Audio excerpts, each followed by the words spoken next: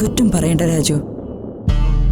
അച്ഛനും അമ്മയും ശത്രുക്കളായി നിൽക്കുന്നത് കാണുമ്പോൾ ഒരു മകൾക്കുണ്ടാവുന്ന വേദന നമുക്ക് ഊഹിക്കാവുന്നതേ ഉള്ളൂ. ഈ കാര്യം പറഞ്ഞ് നിങ്ങൾ തമ്മിൽ വഴക്കൂടല്ലേ? നിങ്ങൾ തമ്മിൽ വഴക്കൂടുന്ന കാണാൻ ഒട്ടും സുഖമുള്ള കാര്യമല്ല. അതങ്ങ് മറന്നേക്ക്. എന്തായാലും ഇതിനൊരു പരിഹാരം ഉണ്ടാവും. നിങ്ങൾ രണ്ടുപേരും കൂടി എത്രയും പെട്ടെന്ന് ആ ദീപകിനെ പിടിച്ച് പ്രതാപേട്ടന്റെ മുന്നിൽ കൊണ്ടുപോവാ. അപ്പോ അംബികൊന്നും ഒതുങ്ങും.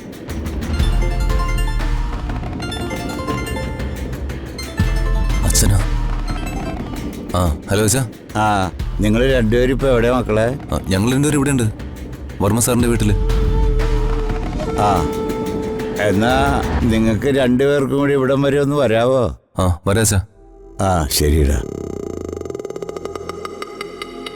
നാളെ രാവിലെ ഒന്ന് വീട് വരെ ചെല്ലാവോന്ന്? എന്തെങ്കിലും അത്യാവശ്യം കാണും.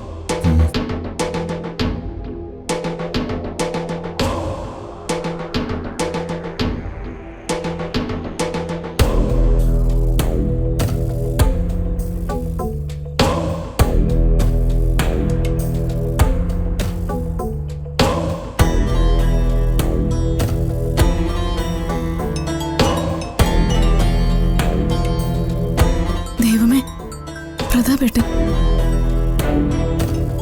ഞാൻ ആ പവിത്ര എന്ന് ഉറപ്പിച്ചതിന് ശേഷമുള്ള വിളിയാ. അയ്യോ, എന്തൊക്കെ ചോദിക്കും, ഞാൻ എന്തൊക്കെ പറയും?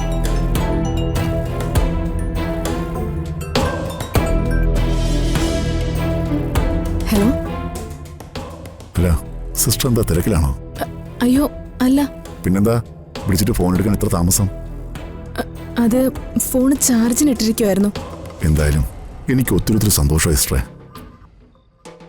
ഞാൻ വിളിച്ചപ്പോൾ ഒന്നല്ല 2 പ്രാവശ്യം എൻ്റെ വീട്ടിലേക്ക് വന്നില്ലേ?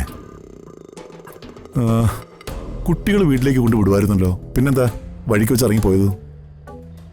അത് ഇവിടെ വന്നപ്പോൾ സിസ്റ്റർ വളരെ വാചാലമായി സംസാരിച്ചല്ലോ. ഇപ്പോഴെന്താ ഒന്നും മിണ്ടാതിരിക്കുന്നത്? ഒന്നുമില്ല സർ. വഴിക്ക് ഇറങ്ങിയത് എനിക്ക് ടൗണിൽ 1-2 ആവശ്യങ്ങളുണ്ടായിരുന്നു, അതുകൊണ്ടാ.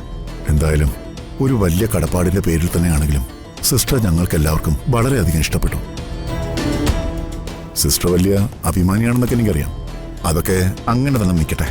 പക്ഷേ എന്ത് കാര്യങ്ങളുണ്ടെങ്കിലും എന്ത് ആവശ്യമുണ്ടെങ്കിലും അത് എന്നോട് പറയണം. എന്നോട് പറയാൻ ബുദ്ധിമുട്ടാണെങ്കിൽ ചേച്ചിയോട് പറഞ്ഞാൽ മതി. ഞങ്ങളുടെ ദേവി ഇത് അന്യരായി കാണരുത്. എന്തായാലും ഞാനും ചേച്ചിയും കൂടി അടുത്ത ദിവസം തന്നെ സിസ്റ്ററുടെ വീട്ടിലേക്ക് വരുന്നുണ്ട്. അയ്യോ വേണ്ട. വേണം, എതിരൊന്നും പറയരുത്. ഞങ്ങൾ വരും. ശരി, എന്നാ ഇപ്പൊ ഞാൻ ഫോൺ വയ്ക്കാം.